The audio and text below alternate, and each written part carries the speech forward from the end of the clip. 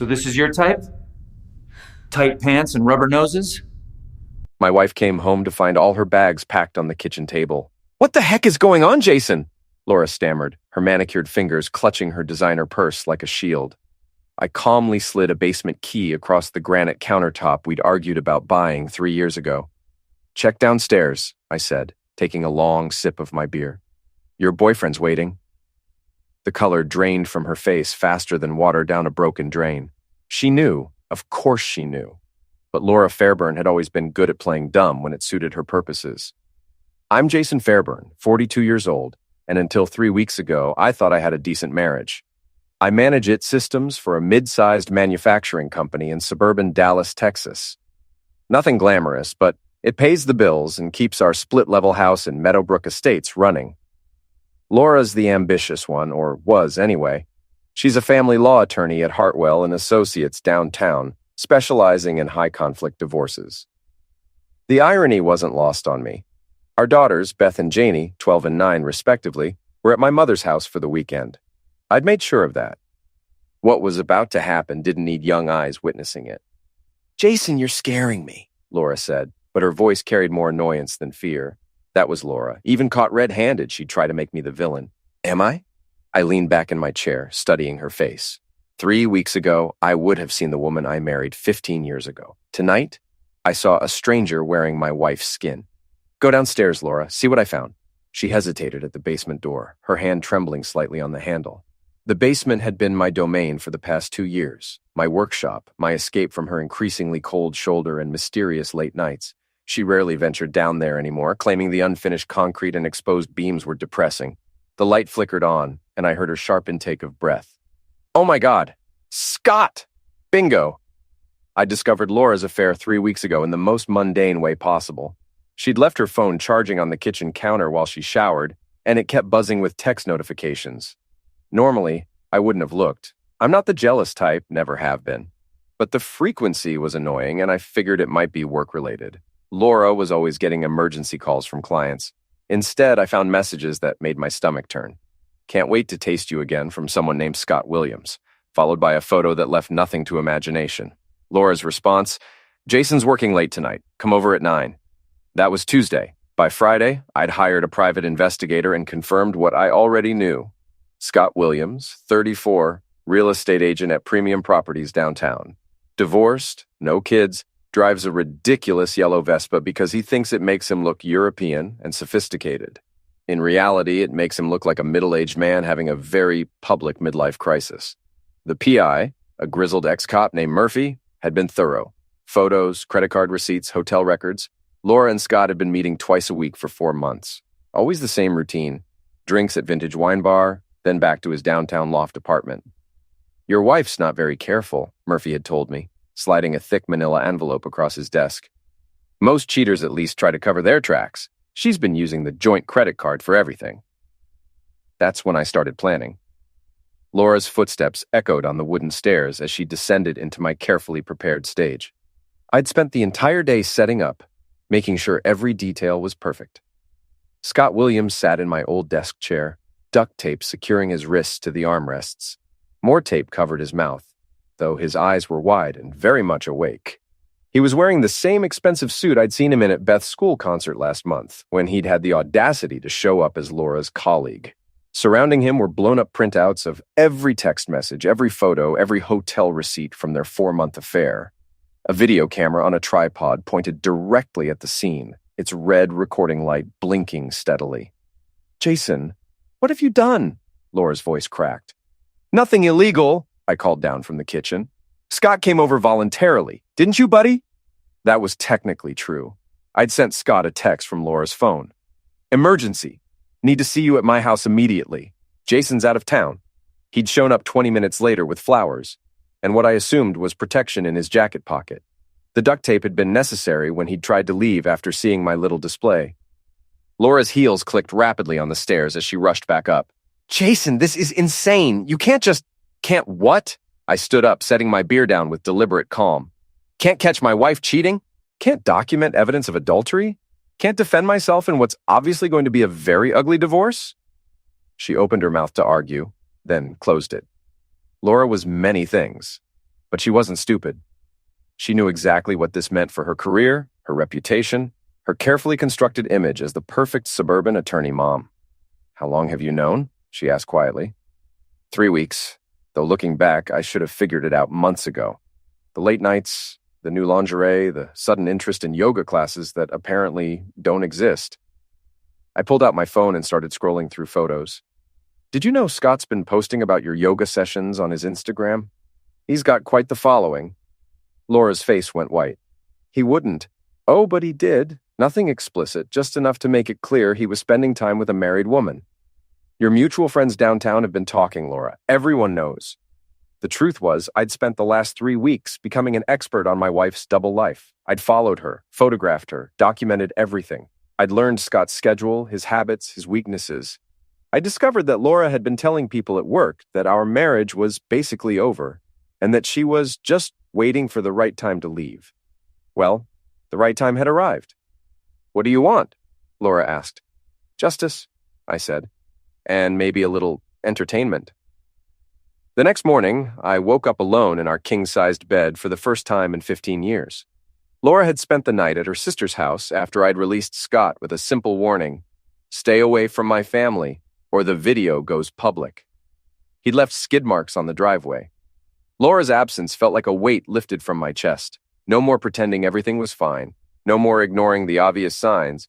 No more sleeping next to someone who'd rather be anywhere else. I made coffee and sat in my kitchen, looking out at the perfectly manicured suburban landscape of Meadowbrook Estates. Our neighbor, Mrs. Greeley, was already in her front yard, probably hoping to catch some drama. She'd been dropping hints about Laura's late nights for weeks, but I'd been too stupid to listen. My phone buzzed. A text from Laura. "We need to talk." I replied, "My lawyer will be in touch." That wasn't entirely true yet, but it would be by noon. The girls were still at my mother's house, and I decided to leave them there until I could figure out how to explain that Mommy had been lying to everyone for months.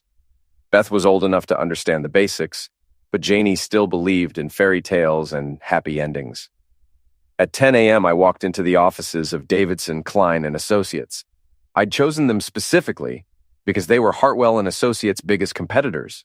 If Laura wanted to play hardball, I'd make sure I had the better team. Patricia Davidson was exactly what I'd hoped for: sharp, ruthless, and completely unimpressed by Laura's reputation.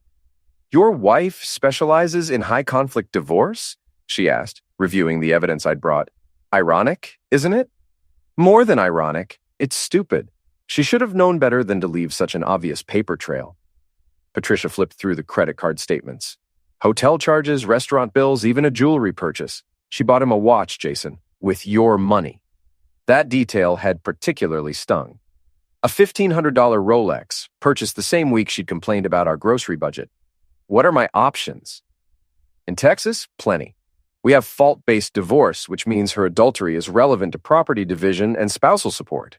With this evidence, you're looking at a very favorable settlement.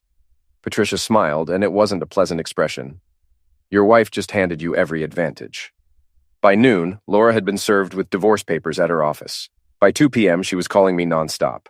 I let every call go to voicemail. The first message was angry.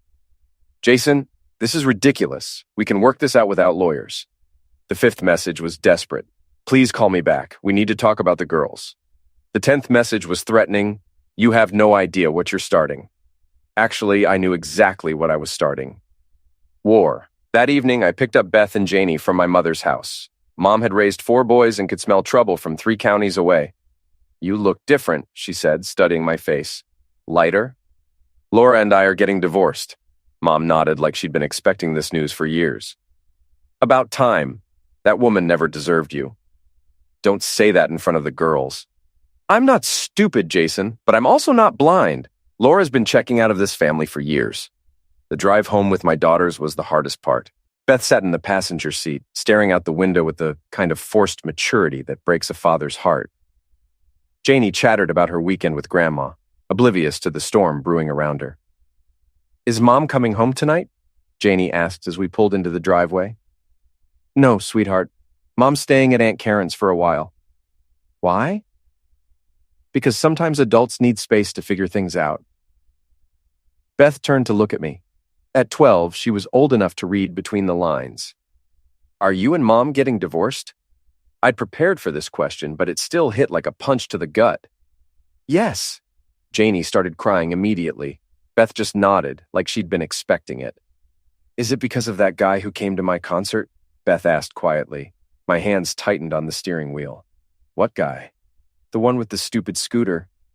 Mom said he was from work, but they were holding hands when they thought nobody was looking. Jesus, even my 12-year-old had figured it out before I had. That night, after the girls were asleep, I sat in my basement, looking at the chair where Scott had spent his uncomfortable evening. The evidence was still spread across my workbench. Photos, printouts, credit card statements, 15 years of marriage reduced to a pile of papers and digital files. My phone buzzed with another text from Laura. The girls need stability. Don't drag them through this, I replied. You should have thought about that before you started screwing your colleague. Her response came immediately. I never meant for this to happen.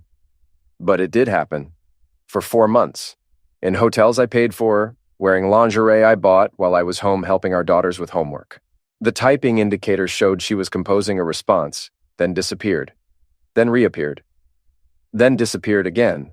Finally, I want to see the girls. Talk to your lawyer. I don't have a lawyer yet. You will. I turned off my phone and went upstairs. Tomorrow, the real battle would begin. Laura hired Claire Barnett from the most expensive family law firm in Dallas. I knew this because Patricia Davidson called me at 7 a.m. with the news.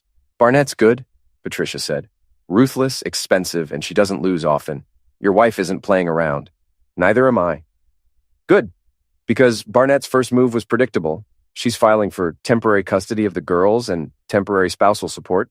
She's also claiming you kidnapped and terrorized her client's boyfriend. I laughed. Scott came to my house voluntarily, and he left unharmed. I have security camera footage of the whole thing. Even better, Barnett's overplaying her hand, which means she's desperate. Your wife must be panicking. She was. Laura showed up at my office that afternoon, looking like she hadn't slept in days.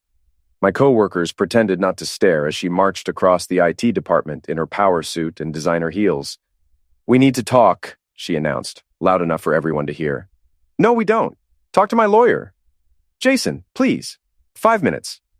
I looked around at my colleagues, all of whom were pretending to work while obviously listening to every word. Laura had just made our private business very public, which was exactly the kind of mistake I'd been hoping she'd make. Fine. Conference room. I led her to the small, glass-walled meeting room where we held department reviews. Through the transparent walls, I could see my entire team watching us like we were a soap opera. You're destroying our family, Laura said the moment I closed the door. I'm destroying our family? That's rich coming from someone who's been cheating for 4 months. It wasn't supposed to happen like this. How was it supposed to happen, Laura? Were you planning to leave me for him? Or were you just going to keep screwing around until I found out? She flinched. I don't know. I was confused. Confused about what? Your marriage vows? Your responsibilities to our children? Or just confused about whether that $1,500 watch you bought him would look good with his yellow Vespa? Laura's face crumpled. You're being cruel. I'm being honest. There's a difference. What do you want from me, Jason? You want me to grovel? You want me to beg? Fine, I'm sorry, I made a mistake. A mistake is forgetting to pick up milk.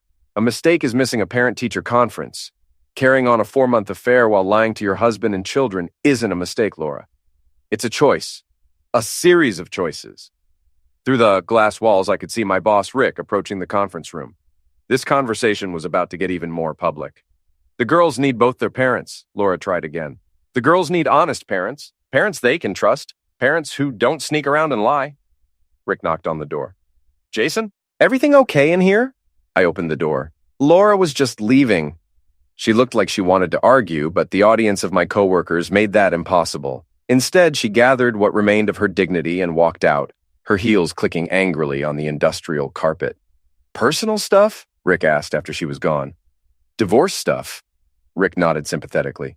He'd been through his own messy divorce 3 years earlier. Take whatever time you need, man. And maybe next time handle the drama at home. There won't be a next time. That evening, I took the girls to dinner at their favorite restaurant, a family pizza place called Mario's that Laura had always considered beneath us. She preferred upscale bistros with wine lists and cloth napkins. The girls preferred pepperoni pizza and arcade games. Mom called me today, Beth said, picking pepperoni off her slice. She was crying. I am sorry to hear that. She said you're being mean to her. I chose my words carefully. Your mom and I are going through a difficult time. Sometimes adults say things they don't mean when they're upset. Are you being mean to her? I'm protecting our family. Beth considered this. From what? From people who want to hurt us? Janie looked up from her coloring sheet. Is Mom one of the people who wants to hurt us?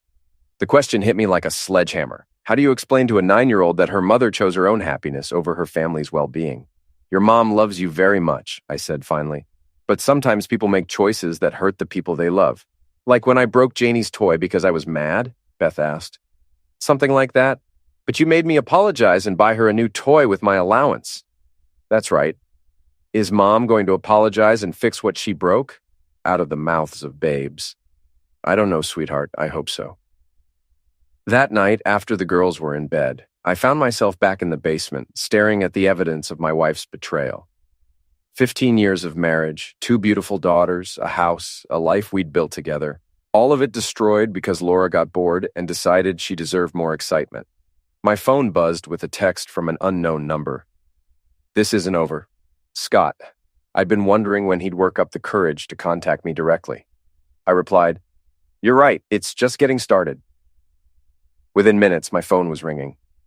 I let it go to voicemail, then listened to Scott's nervous, angry message. Look, man, I don't want any trouble. What happened between Laura and me, it just happened, okay? We didn't plan it. But you can't just threaten people and expect. I deleted the message and blocked his number. Scott Williams was about to learn that some actions have consequences that last longer than the pleasure that caused them. 2 weeks into the divorce proceedings, my carefully ordered world exploded when I discovered that my closest friends had known about Laura's affair all along. The revelation came during what was supposed to be a routine guys' night at Murphy's Pub. Tom Henderson, Mike Sullivan, and Dave Chen had been my core group since college. We'd been best men at each other's weddings, godparents to each other's kids, the kind of friends you assume you'll have forever. So how are you holding up? Tom asked, nursing his second beer. This whole thing with Laura must be rough. I'm managing, I said.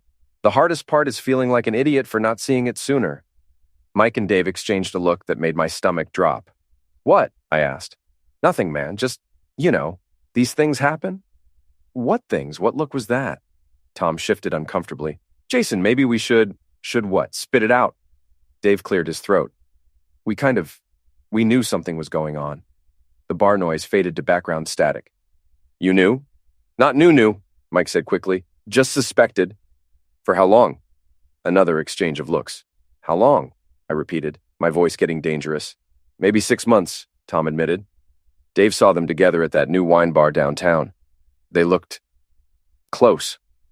And you didn't think to tell me? It wasn't our business, Mike said. Marriage stuff is complicated. We figured if you needed to know, you'd find out. I stared at them, these men I'd considered brothers, and felt something cold and hard settle in my chest. You've been sitting here for 6 months watching me play the fool, knowing my wife was cheating, and you said nothing? Jason, come on, Dave said. What were we supposed to do? Break up your marriage based on suspicion? You were supposed to be my friends. We are your friends, Tom insisted. That's why we stayed out of it. I stood up, throwing a 20 on the table. Friends don't let friends get humiliated. Friends don't sit back and watch while someone they care about gets betrayed. Where are you going? Mike called. To find better friends. I walked out of Murphy's Pub and never looked back. The betrayal hit harder than Laura's affair. I'd expected marriage to be complicated, but friendship was supposed to be simple. You had each other's backs. You told the truth, even when it hurt. You didn't let your buddy walk around looking like a fool while his wife screwed around on him. But the worst part came the next day, when Patricia Davidson called with an update on the divorce proceedings. I've got some interesting news, she said. Claire Barnett contacted me this morning. Apparently, your wife's friends are willing to testify that you've been emotionally cruel and controlling for years. What friends? Let's see. Tom Henderson, Mike Sullivan, and Dave Chen. They're claiming you've been controlling, jealous, and that Laura was afraid of you. The room spun. That's insane! Is it? Because according to their statements, you've been monitoring Laura's activities, following her, and making threats against her boyfriend. I documented evidence of adultery for divorce proceedings. That's not misuse. It's preparation. I know that, and you know that. But a judge might see it differently if 3 of your closest friends testify that this behavior is part of a pattern. I sank into my desk chair. They're lying. Probably, but they're convincing liars with no obvious motive to fabricate testimony. Claire Barnett is good at this, Jason. She's turning your friends against you to build a case for Laura. How? Money, most likely. Or favors. Maybe she promised to represent them in future legal matters pro bono. Maybe she threatened them with subpoenas and harassment if they didn't cooperate. The how doesn't matter. What matters is that your support system just became Laura's tool. After hanging up, I sat in my office staring at my phone. Tom, Mike, and Dave had been in my contacts for over 15 years. We'd shared everything. Victories, defeats, fears, dreams. I'd been the best man at Tom's wedding. Mike had helped me move into my first apartment. Dave and I had coached Little League together. Now they were willing to lie under oath to help my cheating wife take my children away. That evening, I did something I'd never done before. I drove to Tom's house and knocked on his door. "Jason," he said, looking guilty and nervous. "What are you doing here? I want to hear you say it to my face." Say what? That I was aggressive. That Laura felt unsafe around me. That I'm the villain in this story. Tom's wife, Jennifer, appeared behind him. "Maybe you should leave, Jason." "Maybe you should mind your own business, Jen. This is between me and my former friend." "Jason, come on," Tom said. "Don't make this harder than it has to be." "Harder than what has to be? Perjury? Betraying someone who trusted you?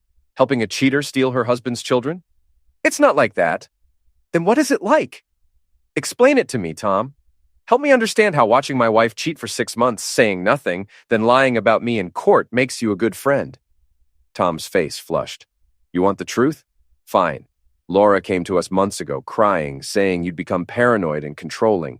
She was scared, Jason. She said you were following her, checking her phone, making accusations.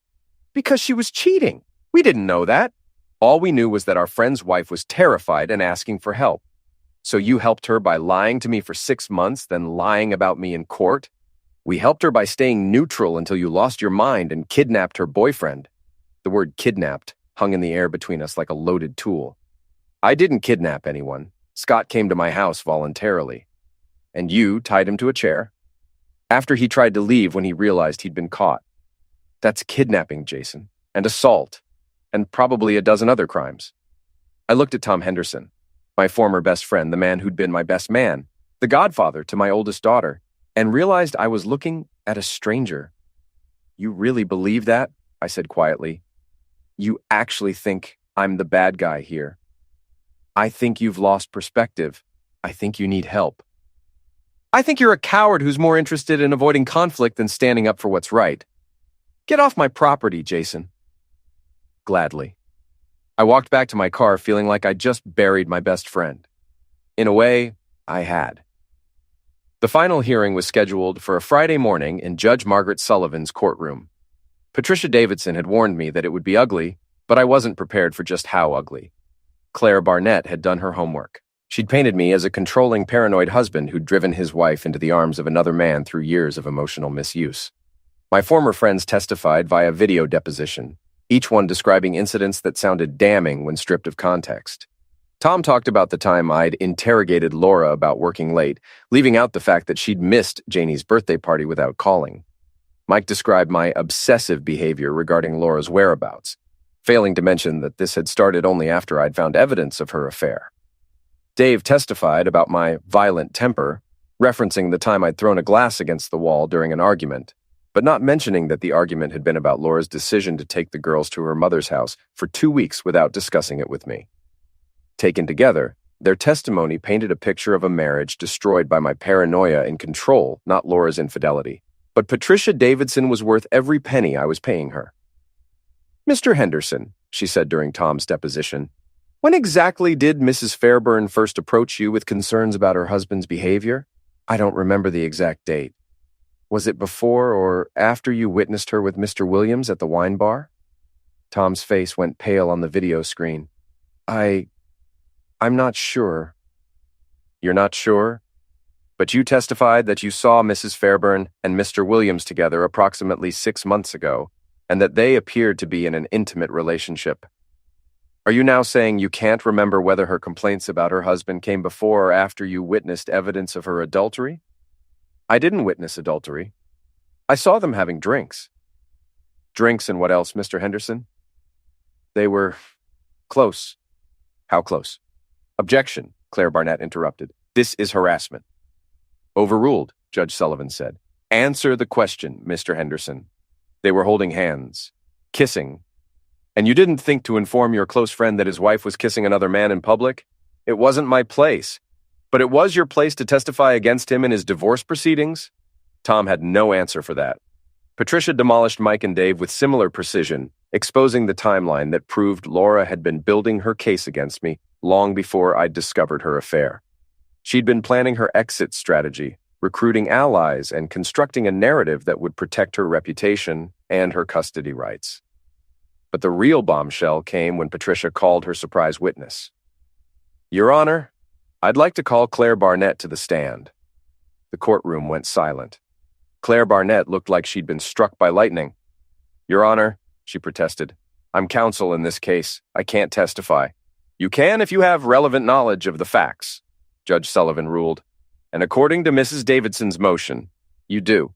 It took me a moment to understand what was happening. Then Patricia winked at me and I realized she'd been playing chess while everyone else was playing checkers. Claire Barnett was sworn in, looking like she'd rather be anywhere else on earth. Miss Barnett, Patricia began, how long have you known Laura Fairburn? I met her when she retained my services for this divorce. And when was that? Approximately 6 weeks ago. 6 weeks ago, but Mr. Fairburn only discovered his wife's affair 3 weeks ago. How did Mrs. Fairburn know she needed a divorce attorney before her husband knew about the affair? Claire's mouth opened and closed like a fish. Miss Barnett, did Mrs. Fairburn tell you she was planning to leave her husband before he discovered her adultery? Attorney-client privilege is waived when the attorney has knowledge of ongoing fraud, Patricia interrupted. Did Mrs. Fairburn retain your services to help her hide assets and plan her departure while maintaining the facade of a happy marriage? I need to consult with my own attorney. Your Honor, Patricia said, I have phone records showing multiple calls between Miss Barnett and Mrs. Fairburn dating back 3 months, as well as credit card records showing that Mrs. Fairburn paid Miss Barnett a retainer 2 months before Mr. Fairburn filed for divorce. Judge Sullivan looked at Claire Barnett with the expression of someone who just found a dead fish in her desk drawer. Miss Barnett, did you advise Mrs. Fairburn to continue her extramarital relationship while building a case for emotional misuse against her husband? I advised her to document any concerning behavior that you helped her twist into something threatening. I advised her of her legal rights, including the right to commit perjury. Objection. Claire finally found her voice. Sustained, Judge Sullivan said, but I'll allow the question to stand in the record. The rest of the hearing was a formality. Judge Sullivan awarded me primary custody of the girls, the house, and most of our assets. Laura was ordered to pay me spousal support and child support, a reversal that left her looking shell-shocked. But the real victory came afterward, in the courthouse hallway. You think you've won, Laura said, her voice shaking with rage. But you've destroyed everything. The girls will hate you for this. The girls will know the truth, I replied, that their mother chose her own pleasure over their family's well-being. I made a mistake. You made a choice. Every day for 4 months, you chose to lie to your children and betray your husband. You chose to hire a lawyer and plan your escape while pretending to work on our marriage. You chose to turn my friends against me with lies and manipulation. Jason, you chose this, Laura. All of it. And now you get to live with the consequences. She started to cry, but I felt nothing. The woman I'd married was gone, replaced by someone I didn't recognize and couldn't forgive. That evening, I sat in my kitchen with Beth and Janie explaining what the judge had decided. So, we get to stay here? Janie asked. Yes, sweetheart, this is your home. And Mom has to move out? Mom already moved out. She's going to get her own place and you'll visit her on weekends. Beth, mature beyond her years, asked the harder question, why did Mom do it, Dad? I thought about sugarcoating it, about protecting their image of their mother, about taking the high road. Instead, I told them the truth. Because she forgot that being a wife and mother was more important than being happy all the time.